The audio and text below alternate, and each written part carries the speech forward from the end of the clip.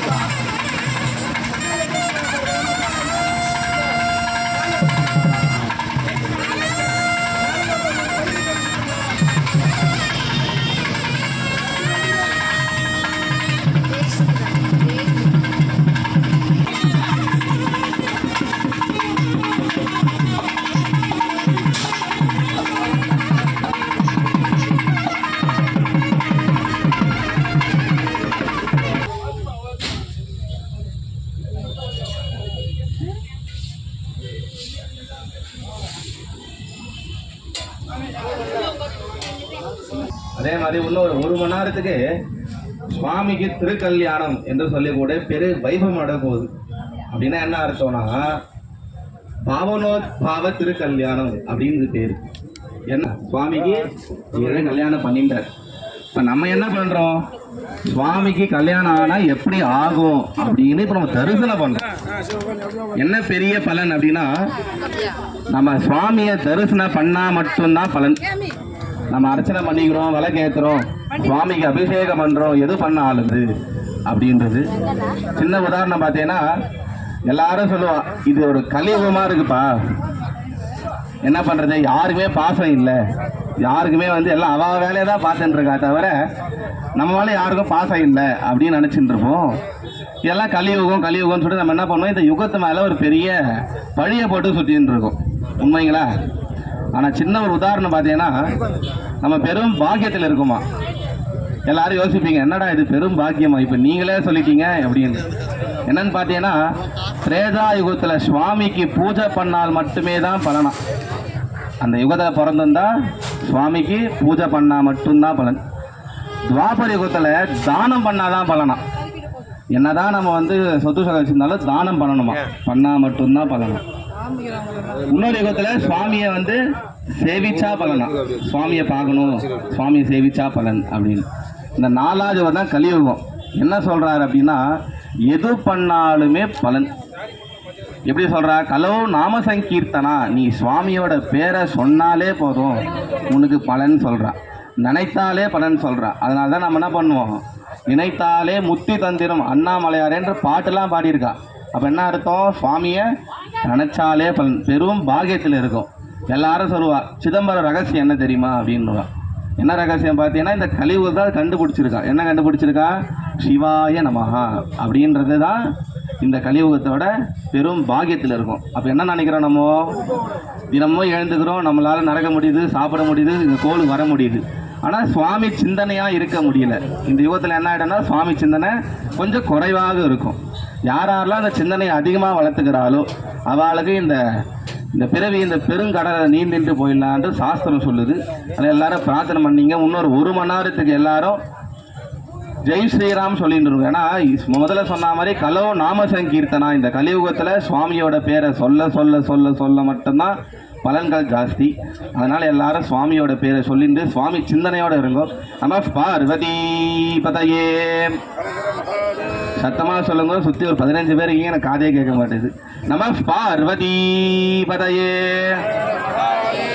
தென்னாடுடைய சிவமே போற்றி. கோவி சங்கீர்த்தனம் கோவிந்தா கோவிந்தா.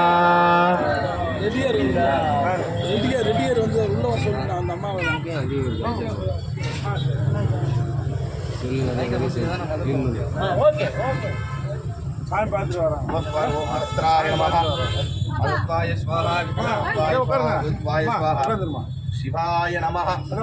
பவித்ரம் ஹவ்யே நமசோ வதத்யம் अनुराधायन्तः तदञ्जीवेम शरदशवीराः पवित्रवाणिः शुक्लां वरदरं विष्णुं त्रिवर्णं सुदुर्भुजं प्रसन्नवदनं ध्यायेत् सर्वविघ्न उपशान्तये.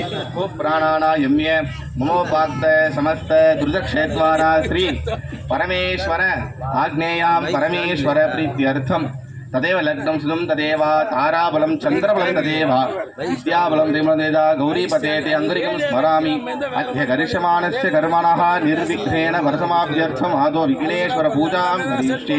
अपोपस्यगलीकृत्य अर्घ्यपात्रे गन्धपुष्पैर्यभ्यर्च्य प्रणवेन सप्तदा सम्पूज्य अभिमन्त्र्य तर्जलेन हरिद्राबिम्बं सम्प्रोक्ष्य षडुत्सासनपूर्वकं होमरी माताशक्तये नमः, अनन्ताय नमः, धर्माय नमः, ज्ञानाय नमः, वैराग्याय नमः, ऐश्वर्याय नमः, पद्माय नमः, पद्मद्य हरिद्रा महागणपत्याशनाय नमः, हरिद्रा महागणपतिमूर्तये नमः. ध्यायामि आवाहयामि. पाद्य वस्त्रविधापनार्थे अक्षतान् समर्प्य दिव्य परिमल गन्धान् धारयामि. हरिद्रा चूर्णं समर्पयामि. सुगंध पुष्पैः सम्पूजयामि. ओं गां सुमुखाय नमः, ஏகதந்தாய நமः கபிலாய நமः கஜகர்ணகாய நமः லம்போதராய நமः விகடாய நமः விக்னராஜாய நமः விநாயகாய நமः धूमकेतवे नमः गणाध्यक्षाय नमः बालचन्द्राय नमः गजाननाय नमः वक्रतुण्डाय नमः शूर्पकर्णाय नमः हेरम्भाय नमः छन्दपूर्वजाय नमः महागणपतये नमो नमः महागणपतये नमो नमः उपवाग्राह्य दीवार्थं हस्तदान समर्प्य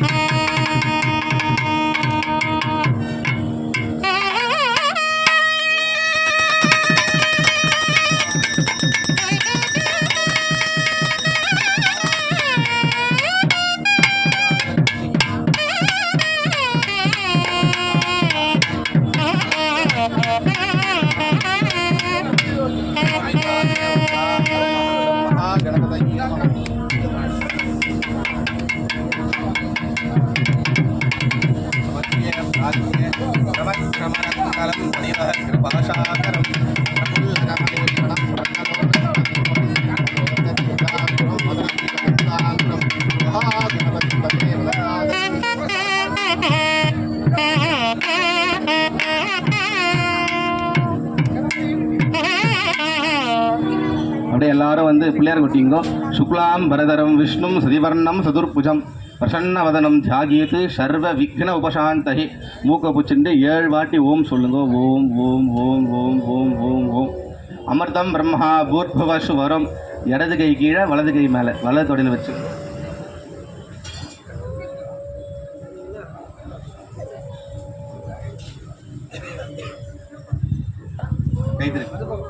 இடது கை கீழே வலது கை மேலே வலது தொடையில் வச்சுங்க.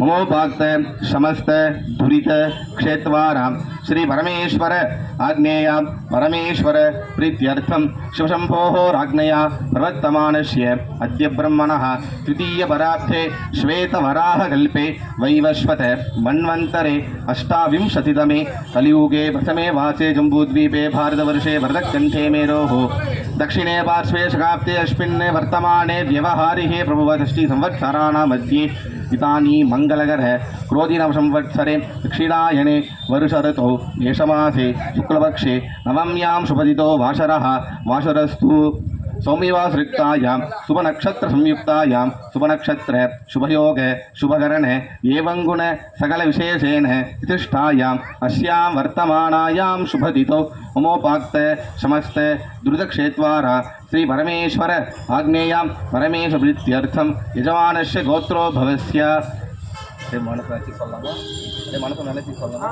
அப்படி எல்லாரும் உங்களோட கோத்திரம் நட்சத்திரம் உங்களோட ராசி பேர்லாம் மனசில் எல்லாரும் பிரார்த்தனை பண்ணீங்க. நீங்கள் உங்கள் வீட்டில் இருக்கிற எல்லாரும் பிரார்த்தனை பண்ணீங்க.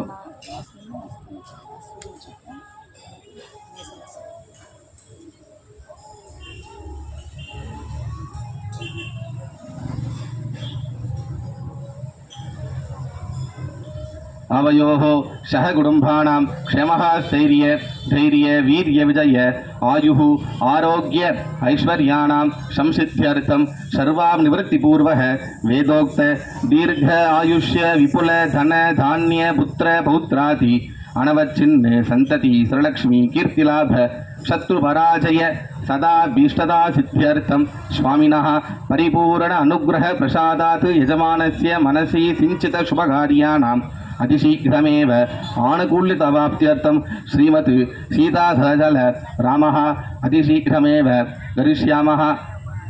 कल्याणवैमध्ये पूजा अवनार्गम् आचारमुखेन अध्यकारयिष्ये. அடுத்தது சங்கல்பம் நடந்துருக்கு. இந்த சங்கல்பம் எதுக்காக செய்கிறோம் பார்த்தீங்கன்னா, இன்றைக்கு இந்த நாள் திதி நட்சத்திரம் வாரம் யோகம் கரணம் எல்லாமே நான் ஒன்று கூடி வந்திருக்கு. இந்த ஒன்று கூடி வந்த தினத்தில் நம்மளோட கோத்திரம் சொல்லி நம்மளோட நட்சத்திரம் ராசி எல்லாத்தையும் சொல்லி நாங்கள் இந்த இடத்துக்கு வந்திருக்கோம்.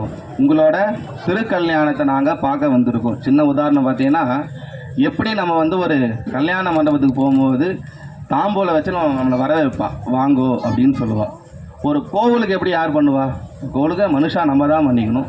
சுவாமி பண்ணுவார், ஆனால் எப்படி பண்ணுவார் தெரியாது.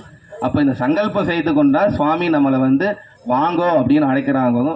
அப்போ என்ன சொல்லுவோம்? நல்லா இருக்கீங்களா, எல்லாரும் எப்படி இருக்கீங்க கேட்குற மாதிரி சுவாமி என்ன பண்ணுறாரு, உனக்கு என்ன வேணும் சுவாமி கேட்குறாரு. உதாரணத்துக்கு நம்ம சுவாமி கேட்க போய் சுவாமி நம்மளை கேட்குறாரு.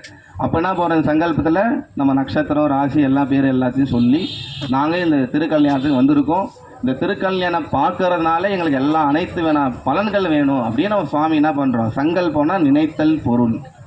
நம்ம என்ன நினைக்கிறோமோ அது அதே ஆகட்டும் அப்படின்னு இருக்கும். அதே மாதிரி இந்த கலியுகத்தில் ததாஸ்து அப்படின்னு ஒரு தேவதை சுற்றிகிட்டே இருப்பாங்களாம். எப்போ சுற்றுவா அப்படின்னு பார்த்தீங்கன்னா 24 மணி நேரம் சுற்றிகிட்டே இருப்பாங்களாம். நம்மளை சுற்றி தான் சுற்றின்னு இருப்பாங்களாம். அவளோட வேலை என்னென்னா ததாஸ்து ததாஸ்து சொல்லிகிட்டே இருக்கிற வேலை தானா. ஏன் அதை சொல்கிறா அப்படின்னு பார்த்தீங்கன்னா, ததாஸ்துனா அப்படியே ஆகட்டும் அப்படின்னு அர்த்தம். அதனால தான் சொல்லுவாள், நம்மளோட சிந்தனையை வந்து சுவாமிகிட்ட மட்டும் இருக்கணும். தேவையில்லாமல் சிந்தனை நம்ம எடுத்துகிட்டு போனால் ததாஸ்துனா அப்படியே நடந்துடும் அப்படின்றதுக்காக தான் எல்லோரும் பிரார்த்தனை பண்ணிங்க. ரிஷ்யாமஹா வாத்தியம் வாசிக்கலாம்.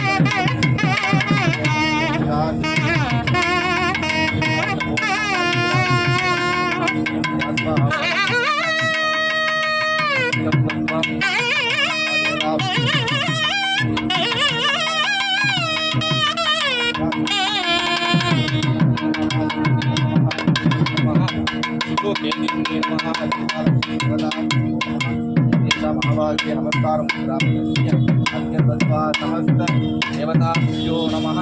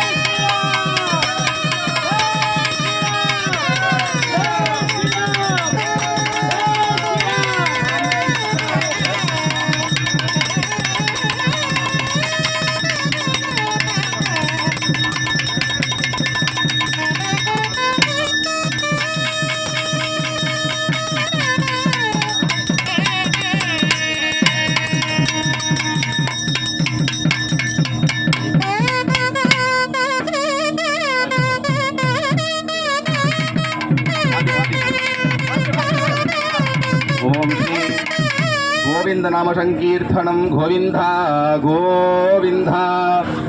அடுத்தபடியாக இனிமே தான் இந்த திருக்கல்யாணம் அப்படின்னு சொல்லக்கூடிய வைபவம் நடக்க போகுது.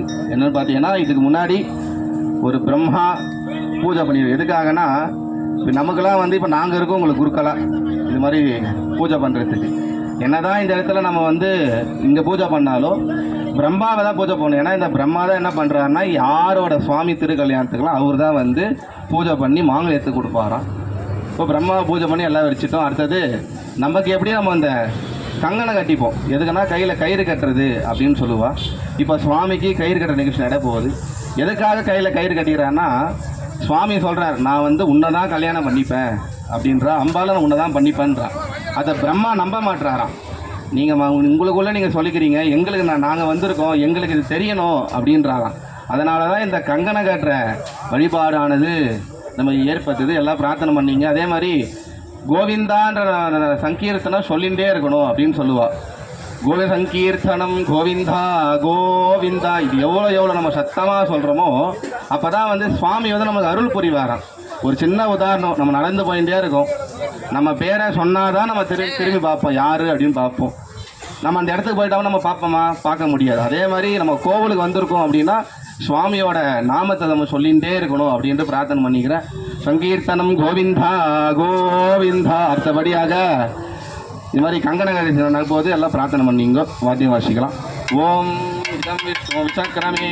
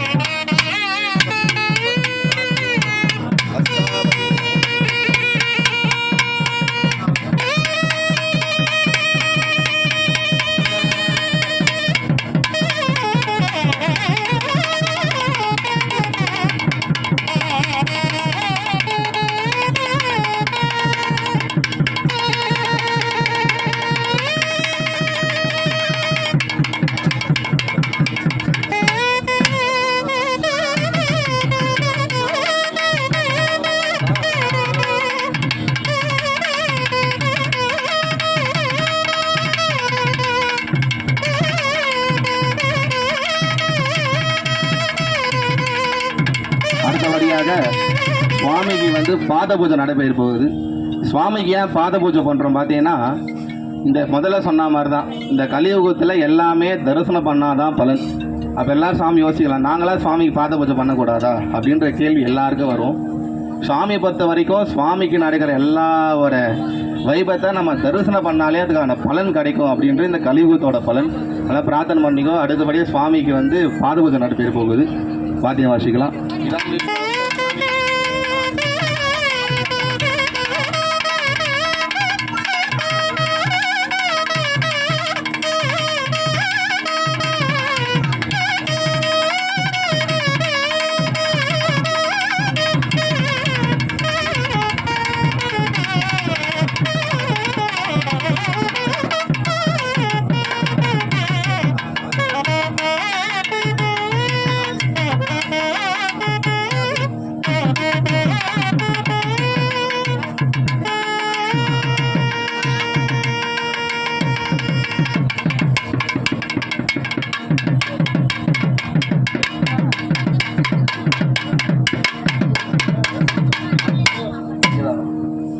அடுத்தபடியாக சுவாமிக்கு வந்து என்னன்னா பிடி சுத்தி போறது அப்படின்னு சொல்லுவோம். நம்ம கூட நம்மளுக்கு கல்யாணம் ஆகுது அப்படின்னா நம்ம என்ன பண்ணுவோம், ஊஞ்சல உட்காந்துட்டு இருப்போம். நம்மளை சுற்றி இந்த கலர் பொடியில் கலந்த அரிசியை சாதத்தை வந்து சுற்றி போடுவா. இது எதுக்காக சுற்றி போடுற பார்த்தா, சுவாமிக்கு திருஷ்டி அண்டிடக்கூடாது அப்படின்றதுக்காக தான் இது சுற்றி போடுறா. எல்லாம் பிரார்த்தனை பண்ணிங்க. ஓம் வாத்தியம் வாசிக்கலாம். இதில் ஒன்று இதில் ஒன்று இதில்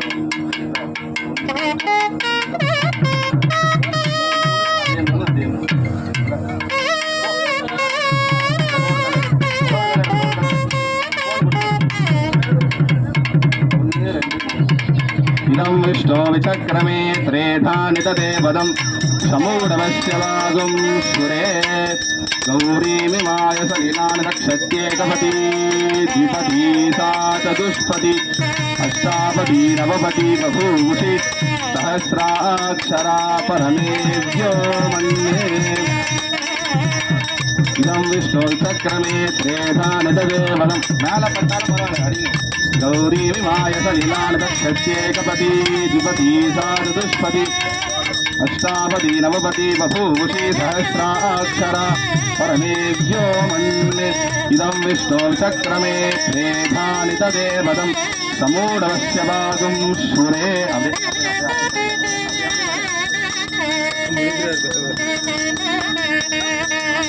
सहस्रशीर्षा पुरुषः सहस्राक्षः सहस्रपाद स भूमिं विश्वतो भृत्वा अत्यतिष्ठद्दशाङ्गुलं पुरुष ये वेदगं सर्वं यद्भूतं यत्सभव्यं शेषाणः तन्नेणातिरोहति एतावानस्य महिमाम् अथोऽध्यायादिष्टपूरुषः पादोऽस्येहार्थवात् पुनः ततो विश्वं व्यक्रामत् शासनानशने अपि तस्मात् विराडधायत विराजो अधिपूरुषः तथातोऽत्यरिच्छत् पश्चात् भूमिमथो पुरः यत्पुरुषेण हविषा देवा यद्यत्यन्तं बाणाः अबध्नन् पुरुषं पशुं यज्ञं परिषि प्रोक्षन्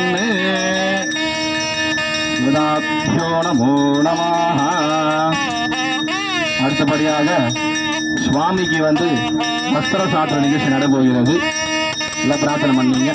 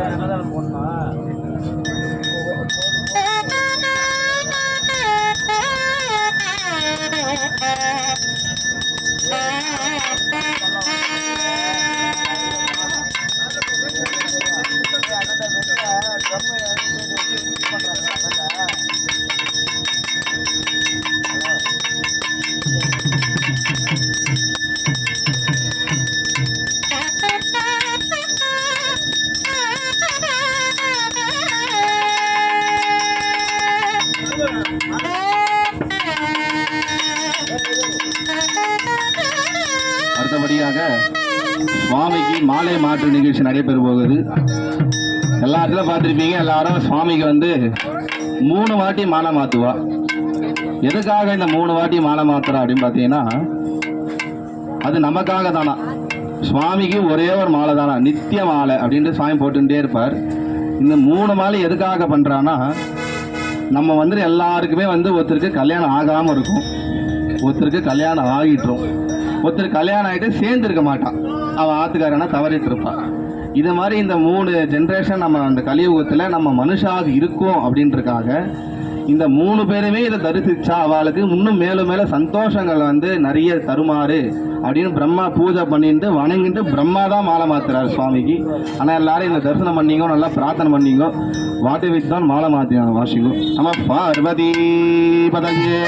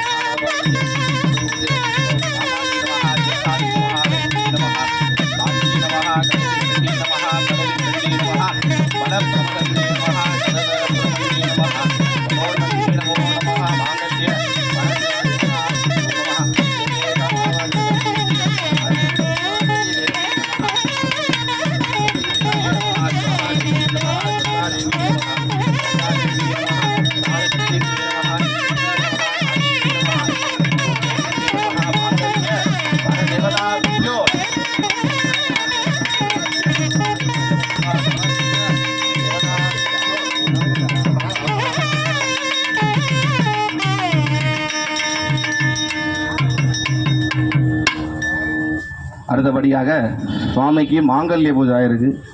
எல்லாரும் யோசிக்கலாம், என்னடா இது சுவாமி வந்தார், இது மாதிரி பூ மாற்றுறாரு, மாலை மாற்றுறாருன்னு போயிட்டே இருக்காரு, இதெல்லாம் நம்ம ஏன் பார்க்குறோம்?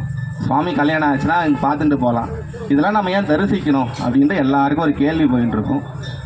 அது என்னென்னா, ஒரு தர்ம ஸ்லோகத்தில் ஒரு அர்த்தம் சொல்கிறான். என்ன சொல்கிறான்னா, மாதா நிந்தா மகா வியாதிகி, பிதா நிந்தா பிசாச்ச புத்திகி, குரு நிந்தா குலக்ஷயம், தெய்வ நித்ரா தரித்திரம் அப்படின்ற ஒரு ஸ்லோகம் இருக்குது.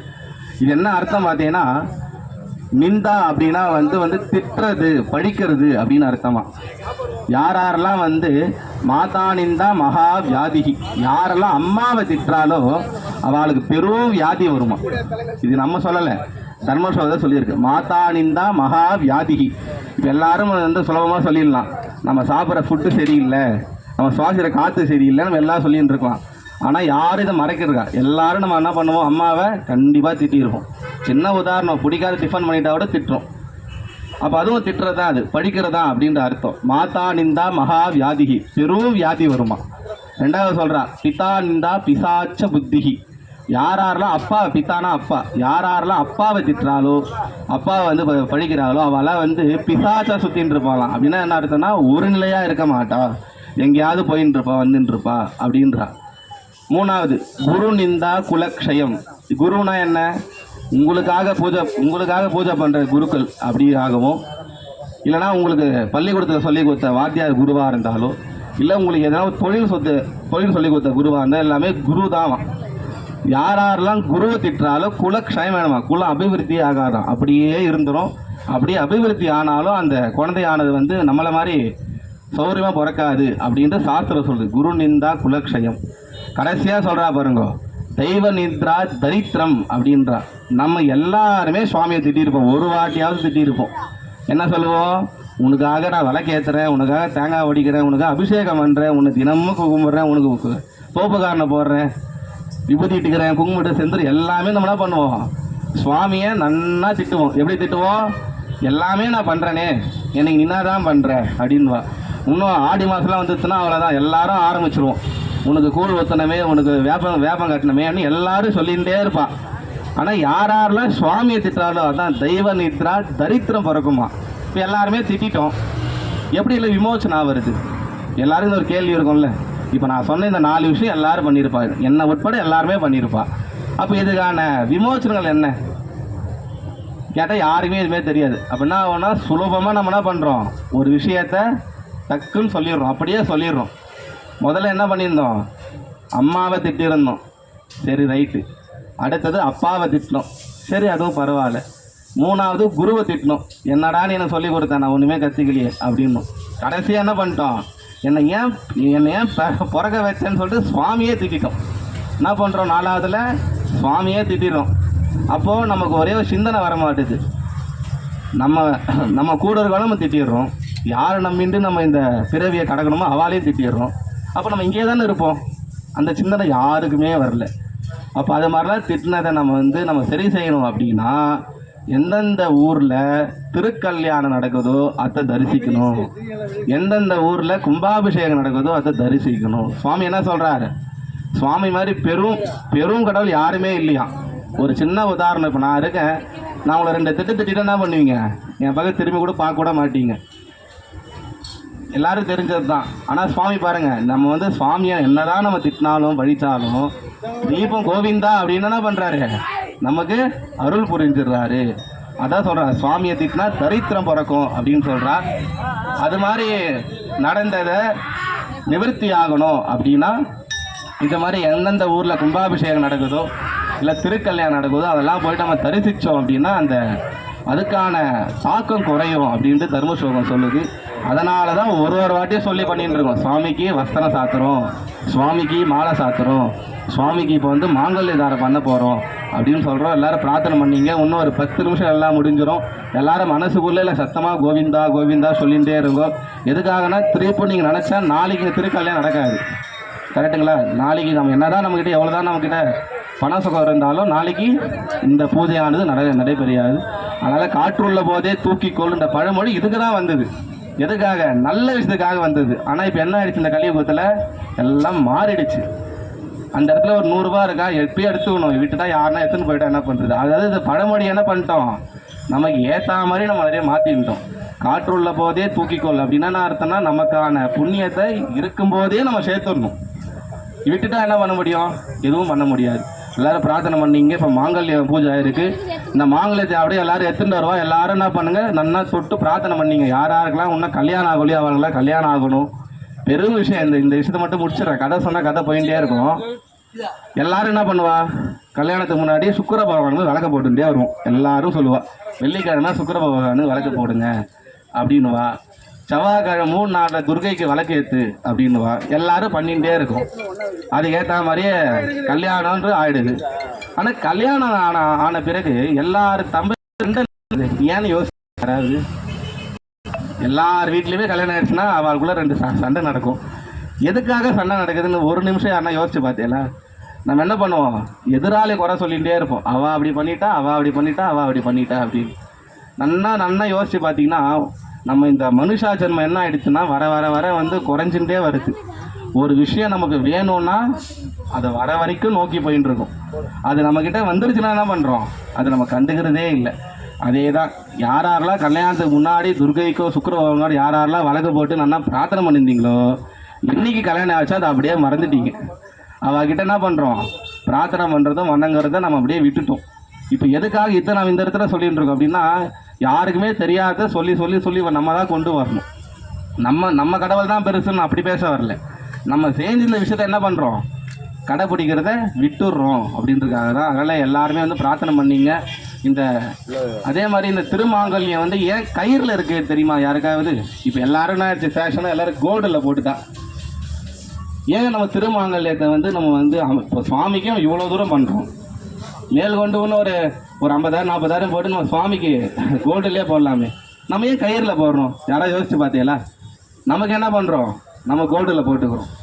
ஏன் சுவாமி கோல்டில் போடக்கூடாதுன்னு தர்மசாஸ்திரத்தில் உங்களுக்கு இந்த லலிதா சாஸ்திரம் நமக்கு தெரியுமா? எல்லாரும் கேட்டிருப்பீங்க, எல்லாம் ஒரு வாட்டியாக கேட்டிருப்பீங்க. அதில் என்ன ஆகுது பார்த்தீங்கன்னா, இந்த உலகத்தை ரொம்ப அடைக்க ஆடுற அம்பாள் தான். அம்பாள் இல்லைன்னா சுவாமி இல்லை அப்படின்னு ஒரு தர்மத்தில் இருக்குது. இப்போ இங்கே பூஜை பண்ணும்போது இங்கே 2 காசாக வைக்கிறோம். எதுக்காக அப்படின்னா, இந்த பீட சக்தின்ற அம்பாலை பூஜை பண்ணாதான் சுவாமி அங்கே வருவார் அப்படின்னு இந்த தர்ம ஸ்லோகத்துலேயும் இருக்குது, சாஸ்திரத்துலேயும் எல்லாமே இருக்குது. அப்போ நமக்கே தெரிஞ்சுது அம்பாள் சுவாமி இருப்பார் அப்படின்னு தெரிஞ்சிருக்கு. உடனே அம்பாளுக்கு பியூர் தான். என்னதான் நீங்கள் இப்போ பரமேஸ்வரம் பரம்பொருள் இருந்தாலும் நான் இல்லைன்னா நீங்கள் இல்லை அப்படின்ற அம்பாளுக்கு வந்துடுதான். உடனே இந்த ரிஷிகள்லாம் என்ன பண்ணுற, அம்பாளை வந்து இப்போ போற்றி பாடுறதா இந்த லலிதா சொன்னாங்க. வேறு ஒன்றுமே கிடையாது. லலிதா என்னன்னா வந்து இந்த திருமயிச்சூருக்கு அம்பாளை பார்த்து, உனக்கு இந்த கண்ணு நன்னா இருக்குது, இந்த காது தோடு நன்னா இருக்குது, நீ கட்டின்னு இருக்க புடவோட கொசு அழகாக இருக்குது அப்படின்றதான் இந்த லலிதா சாமத்தோட கடைசி கதையானதில் அந்த கதையில் வரும். அதில் ஒரு வாக்கியம் வரும். அம்பாள் எல்லாத்தையும் கேட்டுட்டே வரா, ஸ்ரீ மாதா சிவா ஆராத்னி ஸ்ரீமா சிம்மாசனேஸ்வரி, நீ தான் அம்மா, இந்த உலகமே உன்னால் தான் போகுது, இதுதான் அர்த்தம் அப்படின்னு வந்துட்டே இருக்குது. உன்னை அம்பாள் உட்காந்து கேட்டுட்டே வரா. உடனே சுவாமிகிட்ட சொல்லிகிட்டே வரா, பாருங்கள் நான் தான் இப்படி நம்ம சொல்ல மாட்டோமா, நான் தான் என்னால் தான் வந்தாங்கன்ற மாதிரி அம்பாள் சொல்லிகிட்டே வரா. அப்படி சொல்லிகிட்டே வந்துட்டு இருக்கும் போது ஒரு வாக்கியம் அது, காமேசபத்த மாங்கல்ய சூத்திரசோபித கந்தரா அப்படின்ற வாக்கியம் வந்த உடனே அம்பாளுக்கு வந்து மூஞ்சி சுருங்கி போயிடுதான். என்னன்னு பார்த்தா, அந்த ரிஷிகள் எல்லாம் வந்து அம்பாளை அழகாக வர்ணிச்சுட்டே வரா. எப்படி வர்ணிச்சுட்டு வரா, நான் முதல்ல சொன்ன மாதிரி தான், உங்களுக்கு கால் தோடு அழகாக இருக்குது, நெத்திச்சுடி அழகாக இருக்குது, உங்கள் கொசு அழகாக இருக்குது, நீ நிற்கும் போது உங்களோட அந்த இடுப்பு நெளிவு அழகாக இருக்குன்னு எல்லாம் சொல்லிகிட்டே வரும்போது, நீங்கள் சுமங்கல்லையாக இருக்கீங்க அதுவும் நல்லா இருக்குன்றா. கடைசியில் வார்த்தையை முடிக்கிறான், காமேசபத்த மாங்கல்ய சூத்திரசோபித கந்தரா.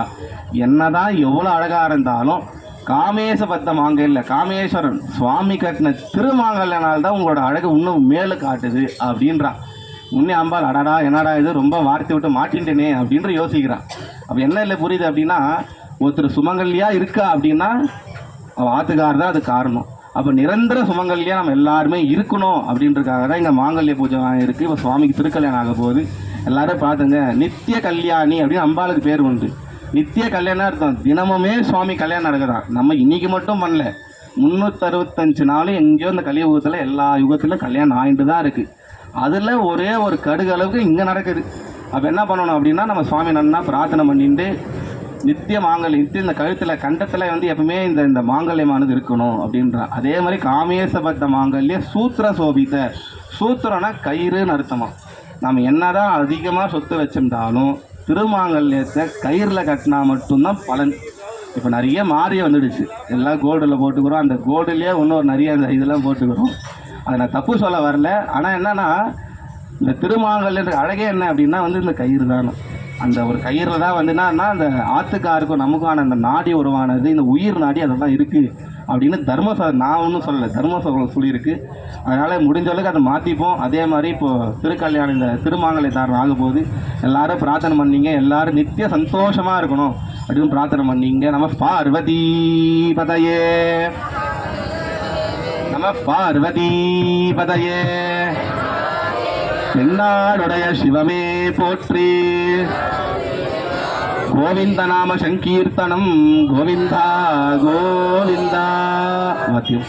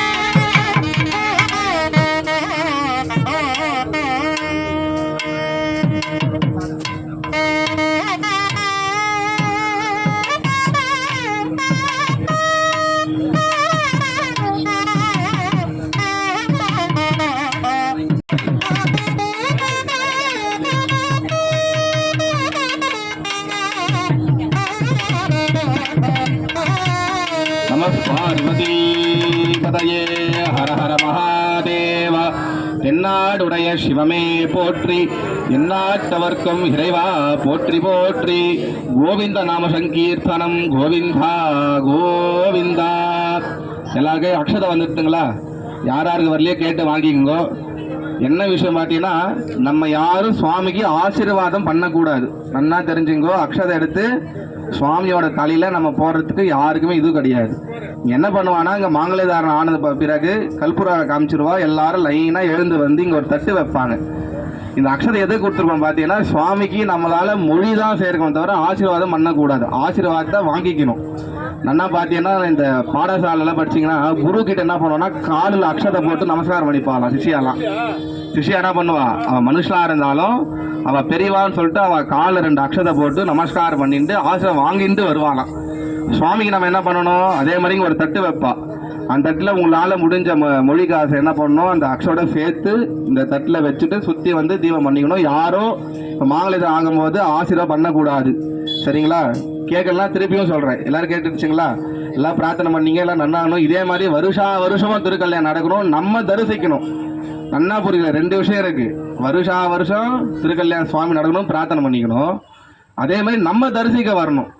போன வருஷம் வந்தவா இந்த வருஷம் வர முடியாமல் இருப்பா. எப்பயோ வந்த சுவாமி நான் ஒன்றும் வரவே பார்க்கவே முடியல, நேற்று வரைக்கும் இங்கே தான் இருந்தேன் இல்லைன்னுவா. அப்படின்னா சுவாமியோட அருள் கம்மியாக இருக்குன்னு அர்த்தம், அருள் இல்லைன்னு அர்த்தம் இல்லை. அதே மாதிரி சொல்லுவா, வாய் உள்ள குழந்தை பழைச்சிக்கும் அப்படின்னு சொல்லுவோம். அதுவும் இந்த கலியுகத்தில் தானா.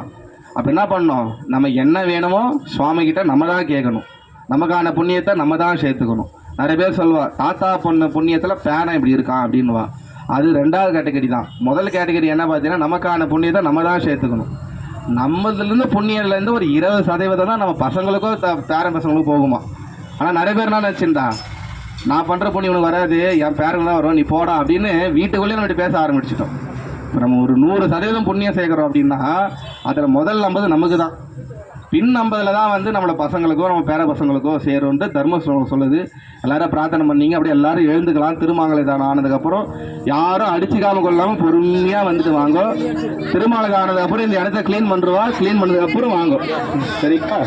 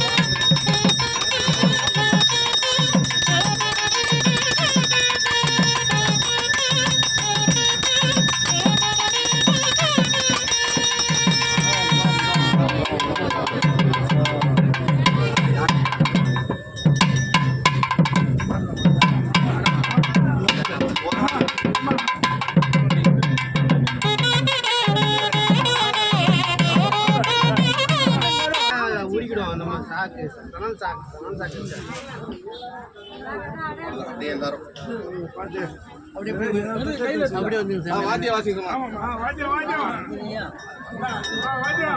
மேல போடு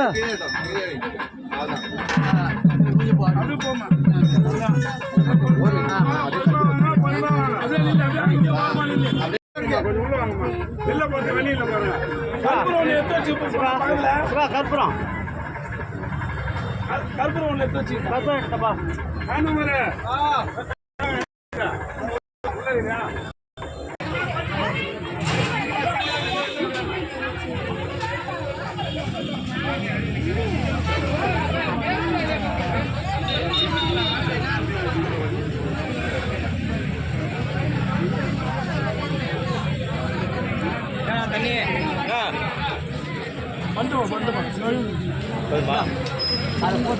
போட்டுருவா